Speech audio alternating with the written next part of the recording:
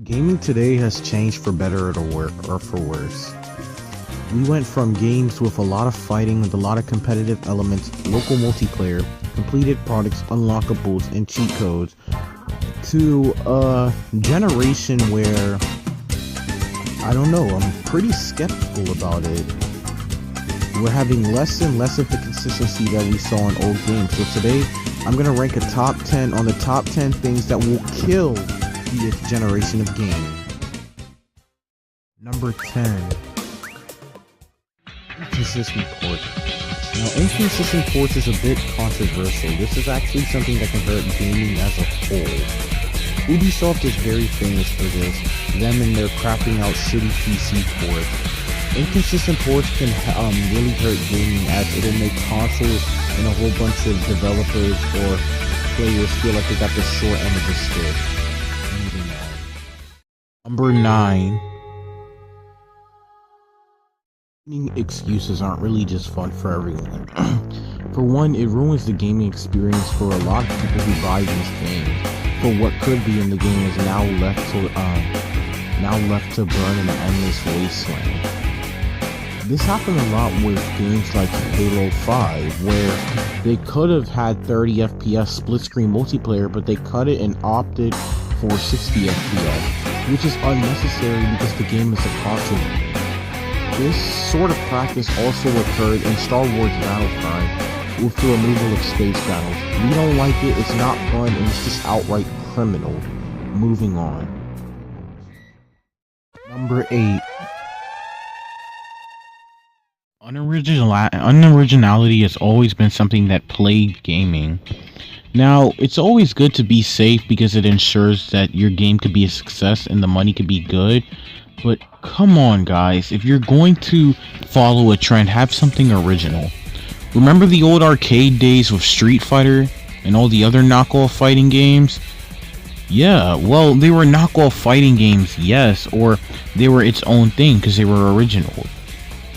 We had games like King of Fighters, Tekken, and a whole bunch of games following the fighting game craze because of Street Fighter, and Street Fighter's not even the first one.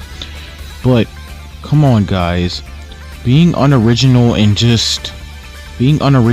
help. And I know FPSs and other genres can be original. I just know they can. There's many examples of FPS games that are original, and I'm just not seeing it in this generation. And I'm like, playing it safe is good, but do something to be original if you're making a new IP. I mean, take Borderlands for an example. Has an amazing art style, RPG system, and shooter, and it's great. We can learn from this. Moving on. Number 7. Graphics. Truly what makes a game beautiful. Truly what doesn't cloud our vision. Or does it? Yeah, I know this isn't a big practice because graphics are always good. But some of these companies think that graphics is the only thing that would sell their games and deliver us half a game with their gameplay not comparing to their graphics. We have games that are reaching $1 million budgets but flopping badly because of gameplays, and then we have indie games with way better gameplays but their graphics aren't as good. So gameplay is better than graphics, as we can tell, because a console is nothing without games. Good games. Moving on. Number 6. Good old local multiplayer. Remember when this used to be a thing? Hey, oh, you remember when Halo 5 made the disappointment of this? Yeah, you see that? Multiplayer? That's online. There is no local. And I don't understand why there shouldn't be a local. Like, are you serious? Gaming grew up with this and you're just trying to cut it out? Be honest, guys, this practice makes absolutely no sense. And yes, there are a lot of developers that say, oh, well, we want the frame rate to be at a consistent pace or something like that. But gaming infrastructures and multiplayer and hype and all that was built off of local multiplayer. It is not unnecessary, because local multiplayer will never be unnecessary, and this is a problem and they need to bring it back. Moving on.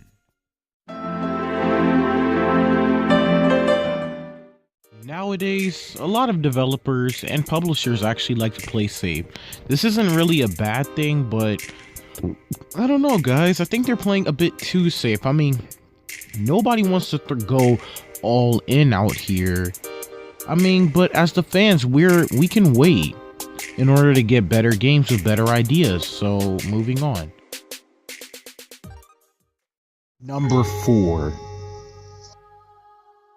Nowadays, some games of this generation has amazing gameplay, like crisp, great, like 9 out of 10, 10 out of 10 type of gameplay. Gameplay so good, but where's the content?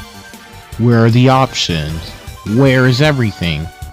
Crisp graphics, good animations, amazing background, good explosions, good shooting. Everything so true to its license. Look at that. Look at that. So good, but missing content again. No space battles. So this is where I ask, where did we go wrong? Yes, I know games have gotten expensive, but there's certainly a solution to this. I mean, like, come on, guys. I mean, shit, I propose a solution.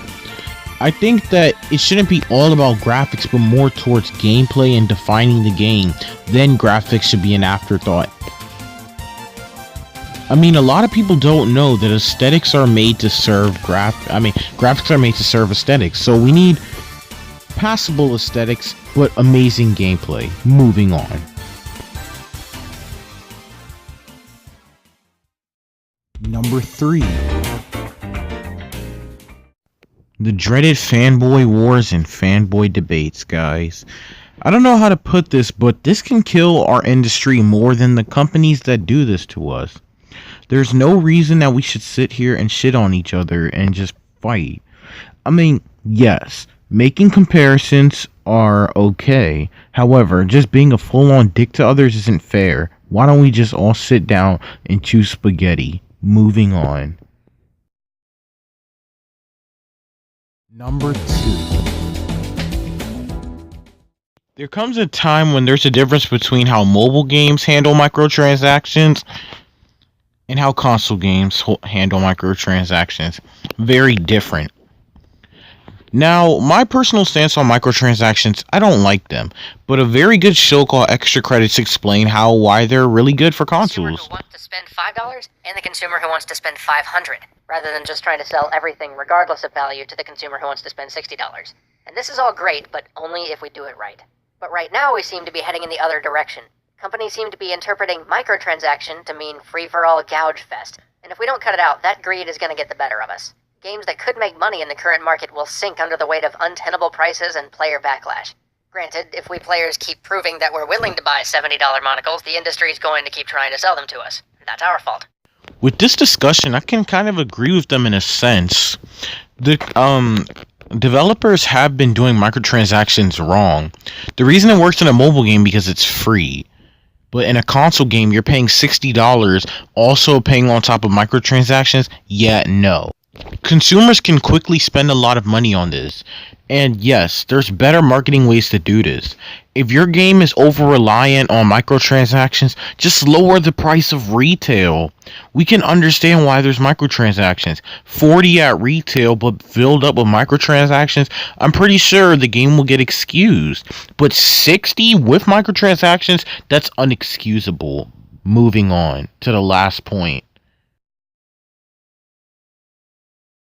Number 1. Out of all the things in this list, I think this is the one that disgusts me the worst.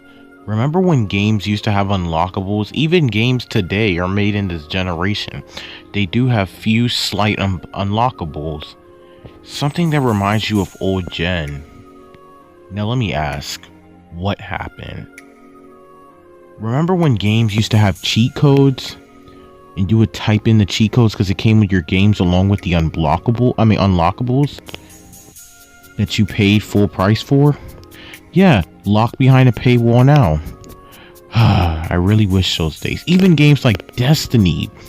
Destiny at launch should have been $40. This should have never been $60. Especially coming out with House of Wolves, which was $20. Which again should have went better with Destiny. Dark Below was $20 as well. Should have went good with Destiny's $40. And Taken King was $40. But for newer players, it's $60. I'm glad that we have games like Last of Us that handles these practices well. The Left Behind DLC on The Last of Us was actually really good, on top of a completed game. This is what we need. But sadly, even one of my favorite franchises, Street Fighter V, does this wrong by releasing unfinished games. Well, an unfinished game. I do not want to see this era go away. I want to keep seeing these hidden gems in our era. Even though this is last gen now, I don't want this to be a memory.